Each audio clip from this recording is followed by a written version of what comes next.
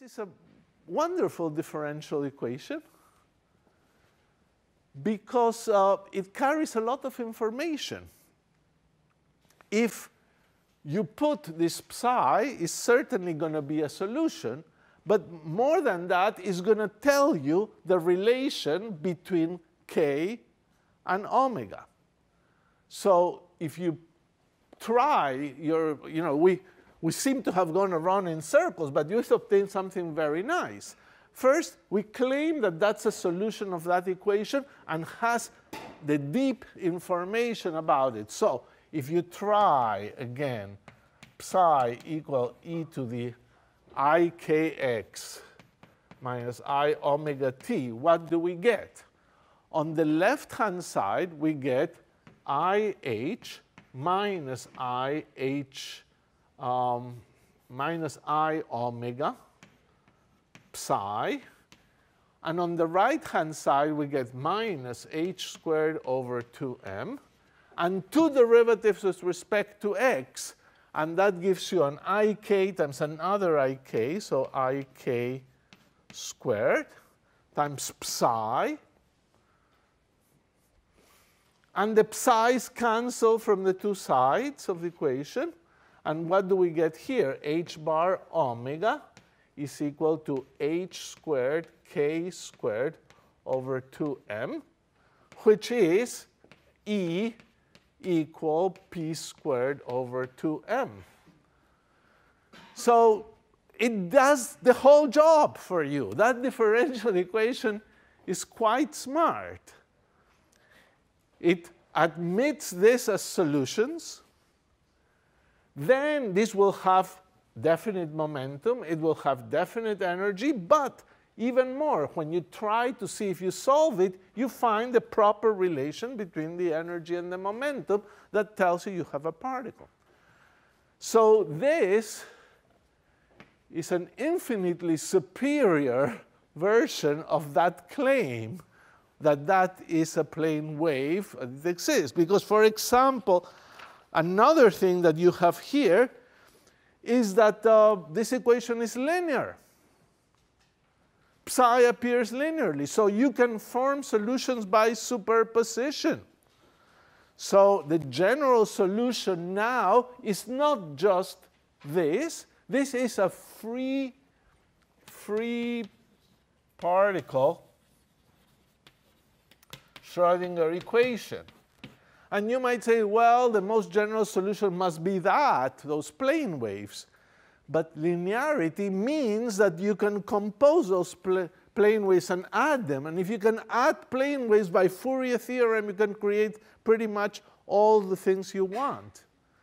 And if you have this equation, you know how to evolve a free particle. So now you can construct a wave packet of a particle and evolve it with a Schrödinger equation and see how the wave packet moves and does things. All that is now possible, which was not possible by just saying, oh, here is a matter wave. You've worked back to get an equation. And this is something that happens in physics all the time. And we'll emphasize it again in a few minutes. You use little pieces of evidence that lead you, perhaps not in a perfectly logical way, but in a reasonable way, to an equation. And that equation is a lot smarter than you and all the information that you put in. That equation has all kinds of physics. Maxwell's equations were found after doing a few experiments. Maxwell's equations has everything in it, and all kinds of phenomena that took years and years to find. So it's the same with this thing. And the general solution of this equation would be a psi of x and t, which would be a superposition of those waves. So you would put an e to the I kx minus I omega t. I'll put omega of k, because that's what it is. Omega is a function of k, and that's what represents our free particles, omega of kt.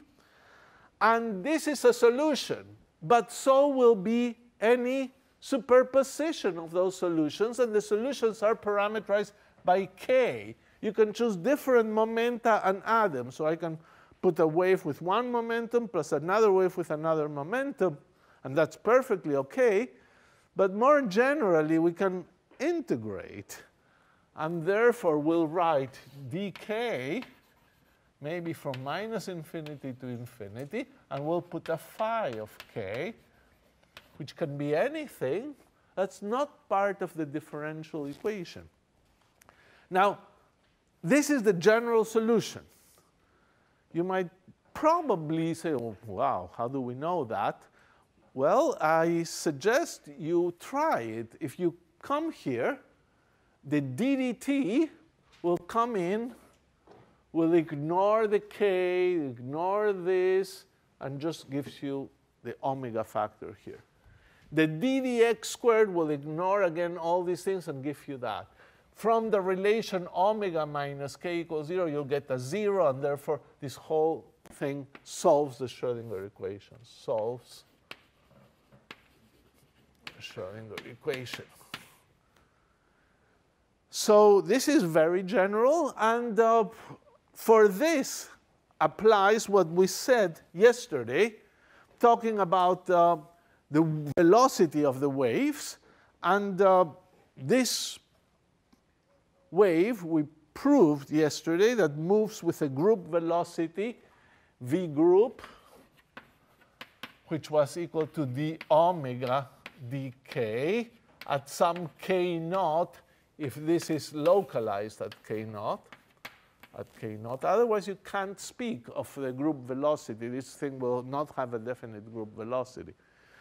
And the omega dk, and you have this relation between omega and k, such a way that this is the EDP, as we said yesterday, and this is ddp of p squared over 2m, which is p over m, which is what we call the velocity of the particle. So it moves with the proper velocity, the group velocity. And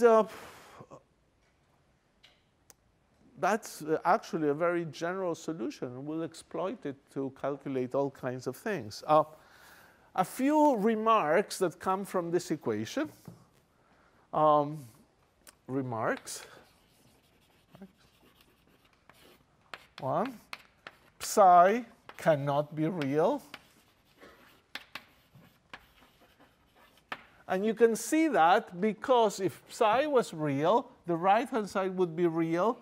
This derivative would be real because the derivative of a real function is a real function. And here you have an imaginary number. So structurally, it is forbidden to have full wave functions that are real.